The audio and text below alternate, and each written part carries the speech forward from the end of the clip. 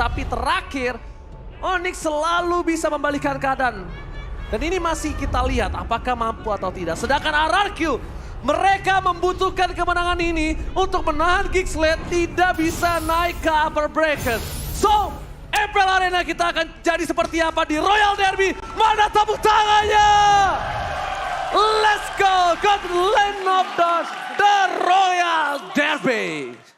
Satu kesempatan untuk kedua belah tim mengamankan game yang kedua kali ini Onyx. Mereka tentunya masih bisa untuk menahan dan memaksa lagi untuk bermain di game yang ketiga. Yes. Tapi RRQ ini juga kesempatan besar mereka untuk menjadi tim pertama yang memecahkan win streak dari Sunsi Sport. Oh. Onyx. Oh, Onyx. Onyx, bukan Sunset Sport. Sorry. Alright. Kirain Onyx gitu ya. Oke, ini Albert Oke. dengan Lancelot Hayabusa ini aku suka. Oke, nggak apa-apa nggak dapetin link, tapi as long mereka akan bermain dengan Assassin ini akan menjadi sebuah tontonan yang sangat menarik dan wajib kalian tonton. Jadi buat kalian semua, kasih tahu seluruh sanak saudara kalian untuk menonton Royal Derby kali ini. Iya, tapi kelihatan memang Onyx mereka punya draft yang kuat banget ya. Tapi masalahnya yang RRQ bawa ini adalah Cloud dari Skylar. Skylar yang dulu bukanlah Skylar yang sekarang. Ah, gimana tuh? Skylar yang dulu bukanlah yang sekarang. Gitu maksudnya? Iya, udah disiplin dia. Alright, udah disiplin kalau menurut kata Momochian. Tapi lihat di depan sana, pakai coba ada sedikit poking damage. Membuat para God laner. Nah ini ada sedikit dua kondisi yang cukup berbeda. Strong lane untuk RRQ ada di arah Skylar. Untuk strong lane dari tim Onyx ada berada di tangan Boots. Ini dua perbandingan yang cukup berbeda. Karena aku lihat sekarang Boots ini menjadi tolak ukur. Di mana front laner Onyx ini atau bahkan dia menjadi sosok pembuka jalan untuk seorang Kairi. Iya, dan tadi Kairi sebenarnya udah cukup lama menunggu di area bus dari tim RRQ. Mencoba untuk mencari sedikit celah, menculik ke arah seorang Skylar. Namun Skylar masih bermain dengan cukup aman di area turretnya. Sehingga Kairi akan langsung mundur saja. Oke, akan mundur saja. Tapi di arah bottom lihat strong lane dari Onyx diacak-acak oleh pasukan dari RRQ. Tapi selalu masih bisa bertahan. Dan bahkan pasukan dari Onyx mereka udah standby on position untuk mencoba memperebutkan turtle yang pertama. Lemon akan coba di take down. First spot gagal didapatkan oleh pasukan dari Onyx. Sedangkan di garis depan pasukan Onyx mencoba untuk membubarkan RRQ yang standby on position. Albert is coming menuju ke arah seorang K-Boy. Kalian saya bakal coba ditahan. Masih bisa ditata bila dan blast-nya di-cancel. Digagalkan. Bahkan first blood-nya di tangan dari seorang Suns. Di sisi sebaliknya Albert berhasil digoceng. Torosnya gagal mendapatkan seorang Suns. Tapi Dreaded from Bogle still survive. Di sisi sebaliknya Albert dimainkan oleh seorang Suns. Dan terperangkap. Albert benar-benar dipermainkan. Albert terperangkap. Albert ingat nafsu membunuhmu. Dan bahkan ini menjadi kerugian untuk RRQ karena mereka nggak bisa melakukan kontes ke area Turtles Lane by Samsung Galaxy A34 yang sudah diamankan oleh Onyx.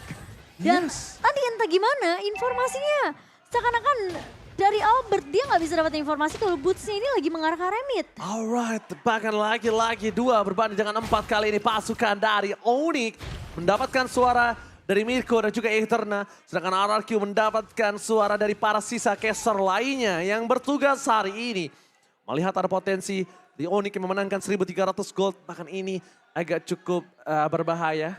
Untuk RRQ kita tahu Onyx power dari snowball early-nya. Kalau dia sudah memegang biasanya dia jarang banget untuk melepaskannya. Iya, dan bahkan itu bisa snowball sampai akhir dari Onyx sendiri. Tinggal gimana dari RRQ mencoba untuk balikin keadaan. Wow, di arah bawah.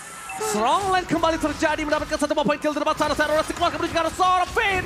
Tidak bisa bertahan kembali. 1 poin kill didapatkan bahkan Kairi tidak menggunakan shadow kill-nya untuk menghempaskan Finn. Skylar, blessing duet for defensive pada keyboard di garis depan. Mundur ke arah belakang Purify Gaming. Respect terhadap seorang Skylar. Tapi bahkan mencoba digoceng begitu saja. Skyri masih bisa mendapatkan satu curikan terakhirnya. Dead from Bogor. Nggak berhasil menukarkan semua yang dimiliki oleh pasukan dari Onyx. Sempet digocek sama Skylar tapi digocek balik sama Kairi. Yes, benar banget tapi Albert di depan sana. Harusnya dia sadar dia tidak punya power untuk bisa menumbangkan Kairi. Dan pertanyaan aku mau Mocan, kita tahu Lancelot Tank memang sangat kuat. Tapi aku tetap melihat kalau misalnya mungkin Link ini akan cukup untuk bisa membuat strong lane RRQ punya power lebih. Kayak ganking terhadap cewek. Gimana caranya deliver karena cewek dibekukan. Dan bahkan sekarang Skylar yang tidak memiliki power itu. Iya, tapi ini juga mungkin agak sedikit sulit ya. Karena kalau ngebawa Link pun dari RRQ, mereka bisa aja dirusuh dari area purple buff-nya. Cuma keputusan dari Bang Duk tentunya harus kita lihat untuk di game yang kedua. Ini lihat, kita lihat. Oh, di mana Sun sudah stand by on position. Bakal coba dipaksa, Lemon menjadi pilihan utama. All in coba dilakukan tapi Boots, Flicker telah dikeluarkan, gagal mendapatkan siapapun. Mencoba di following up, Boots tertangkap. Naman dan Blastman Blackheart berhasil mendapatkan 2. Shutdown bakal didapatkan pasukan Onyx. Mereka harus mundur, mereka nggak boleh bisa memaksakan timba. Tapi cewek berkata lain. Cewek membuktikan kalau dia mampu membalikkan kembali keadaan dan hilangnya 3 player dari tim RRQ membuat cewek mendapatkan poin kill yang mahal, mendapatkan turret di tengah. Onyx tinggal mempertahankan, Onyx tinggal mencari gimana caranya mereka membekuk dari seorang Skylar yang Skylar ini juga punya power di area late gamenya. Setup yang bagus dari Finn dengan Numen Blast dan juga Flicker sempat untuk memberikan satu hasil yang terlihat baik untuk RRQ, namun ketika ceweknya terlalu free di area belakang yang kita akan melihat tentunya instant reply by Samsung Galaxy A34. Ini udah bagus kena 2 pemain. Lemon pun udah nahan Boots, tapi masalahnya cewek terlalu free di area belakangnya sehingga Albert sampai kepuk dan mau gak mau Albertnya tumbang. Clay bahkan harus untuk meninggalkan kawanannya yang kalau misalnya dia ngebantu juga itu pasti Clay bisa ke pick off. Dan ada informasi kali ini dari in-game equipment by Dunia Games Momo-chan, silahkan. Dari cewek di sini dengan adanya gold yang begitu banyak dibandingkan dengan Skylar yang mungkin agak sedikit sulit ya di area early-nya. Dengan 1 buah Blade of Despair di tangan cewek, Malefic Crown mungkin akan menjadi next item untuk seorang cewek. Sementara Skylar ini harus agak sedikit tertati-tati mendapatkan 1 buah golden staff-nya untuk menambah attack speed, namun dia udah jadi ke arah Demon Hunter Sword. Tuh. Sakit Nian. Bahkan Albert masuk sekali saja udah membuat dirinya seperempat darah yang hilang. Butuh versus everybody garis depan. Membuat Albert harus menggunakan Phantom Execution for defensive. Boots memukul mundur, mengusir pasukan RRQ. Lebih tepatnya lihat Onyx kali ini. Melihat dengan adanya gold difference yang cukup jauh di posisi dari gold lane mereka. 6.000 berbanding 5.000. Cewek lebih power lagi. Cewek sekarang udah siap untuk team fight. Bahkan cewek gak boleh ditinggal. Cewek menjadi sumber damage yang cukup tinggi ketimbang Kairi. Kairi masih belum mampu sekarang kalau tidak solo pick off. Kalau masih team fight, Kairi mungkin masih harus coba dilepas aja. Iya, ini perbedaan net worth yang ngebuat Onyx mereka kelihatan snowballing banget di game yang kedua. Perbedaan 5.000 gold. Dan bahkan mau gak mau RRQ mereka harus agak bermain sabar. Turunin tempo sedikit, jangan terlalu kemakan sama bait yang mungkin Boots bisa buka. Karena Boots ngebawa Fredrin di sini yang posisinya ini bakalan tanky banget untuk nahani pemain-pemain dari RRQ yang sebenarnya pengen ngepok atau pengen numbangin Boots. Tapi secara nggak langsung itu bakal jadi baits dari Boots untuk ngebuat RRQ makanin bait itu dan Onyx mulai datang. Alright, terbakar di sini ada Skylar struggle banget langsung ada body fight gaming for defensive. Dengan 1 buah gocekan, Skylar berhasil membuat Keyboy gagal mendapatkan dirinya. Tapi Kairi udah memiliki Blade of Despair. Kairi akan lebih ganas kali ini powernya. Kairi punya Blade of Despair dan sekarang player goldnya dipegang oleh 2 pemain dari Onyx. 5.000 gold difference. Mereka untuk menabrak di arah Lord kali ini. Ini mungkin keputusan yang kurang cukup tepat Momo-chan. Menurut aku lepasin aja lot pertamanya. Coba untuk ambil kontrol landingnya di area atas dan juga di area tengah. Karena untuk ngelakuin kontes dengan perbedaan network yang cukup jauh dari Onyx ini akan sedikit sulit untuk RRQ. Kecuali mereka bisa dapetin 1 momentum lagi-lagi dengan Numen Blast dan numbangin cewek tentunya adalah target pertama. Tapi Numen Blast mencoba dapetin 1. Fokus ke arah seorang Skylar. Skylar tumbang. 2 gold laner harus dihilangkan kali ini. Bahkan Boots too strong. Deden from Bogor mencoba untuk mengkonsepkan dan seorang Boots. Masih ada 1 buah meledakan yang membuat Boots mundur ke arah belakang. Keyboy mempertahankan posisinya. Lemon di arah bottom lane. Gagal mendapatkan poin dan Kairi mengoutplay Lemon. Kairi. sosok yang sulit banget didapatkan. Sosok yang sangat-sangat lengkap untuk pasukan Oni kali ini benar-benar bersinar di game kedua ketika tidak ada Kufra sebagai counternya. Ini sulit buat pemain RRQ ya, karena kita ngelihat perbedaan level yang cukup jauh. Lemon berbeda 3 level dibandingkan dengan seorang Kairi, 4 bahkan. So, dari segi damage tentunya Kairi akan lebih kuat dibandingkan Lemon yang mungkin sempat untuk split-split ke arah Kairi dengan memaksimalkan regen HP yang dia punya, tapi nggak cukup ketika damage-nya connect. Ingat dia bawa high end drive, yang dimana 1v1 situation-nya akan lebih menguntungkan Kairi. Oke, kalau misalnya kalian sadar ketika team fight yang sangat besar itu selalu sering terjadi di arah Pit Lord. Selalu sering terjadi di arah Pit Lord. Dan kalau kalian juga sadar gimana caranya Kairi bisa nge-manage lane-nya, itu adalah keputusan yang tepat. Kairi membuat pasukan dari RRQ ini nggak lihat keberadaan dia, nggak lihat lane management mereka. Dan yang diinginkan RRQ adalah cuma Lord, Lord, dan Lord. Sedangkan Onyx masih manajemen lane-nya. Atas, tengah, bawah masih didorong. Atas, tengah, bawah.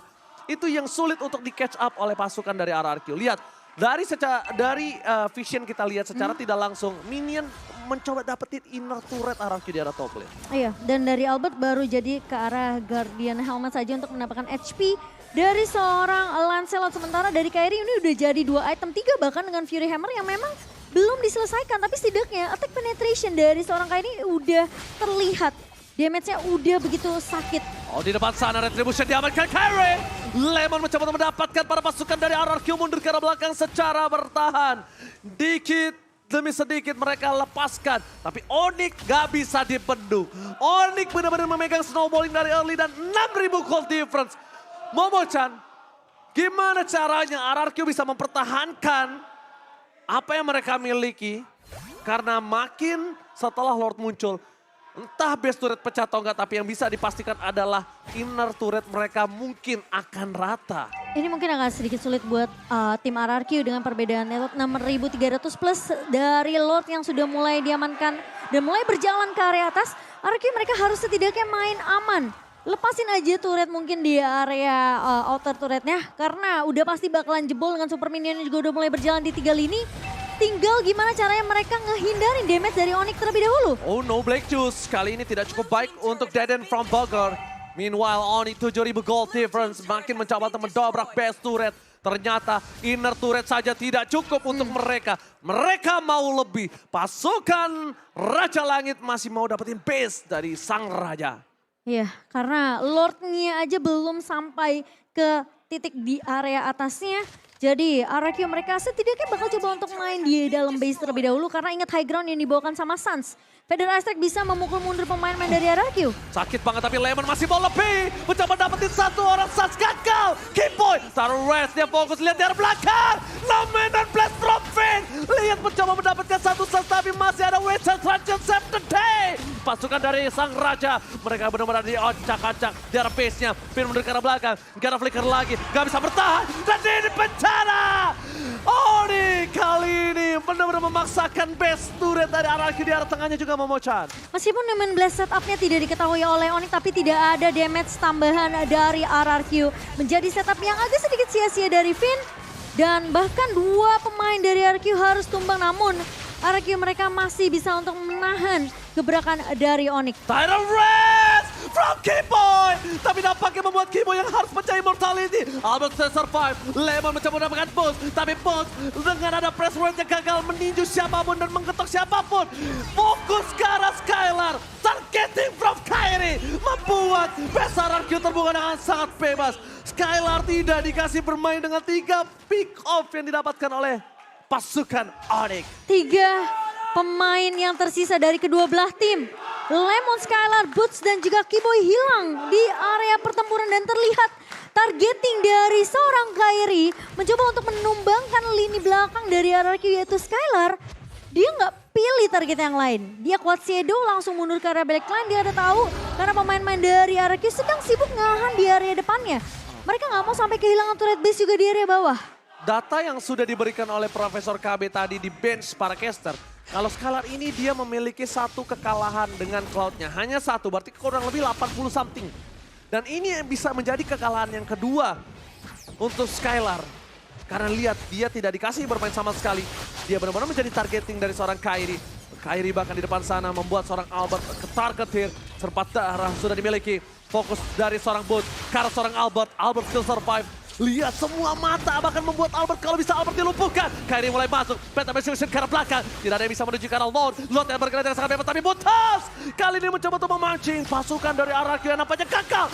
Tyrant dibalas Dominator Blast. Dapetin Skylar tapi di belakang pasukan Oni meratakan tim RRQ. Apabila ini bencana. Oni mencoba untuk melakukan wipe out dan Deden from Bogor gak bisa mendapatkan apapun.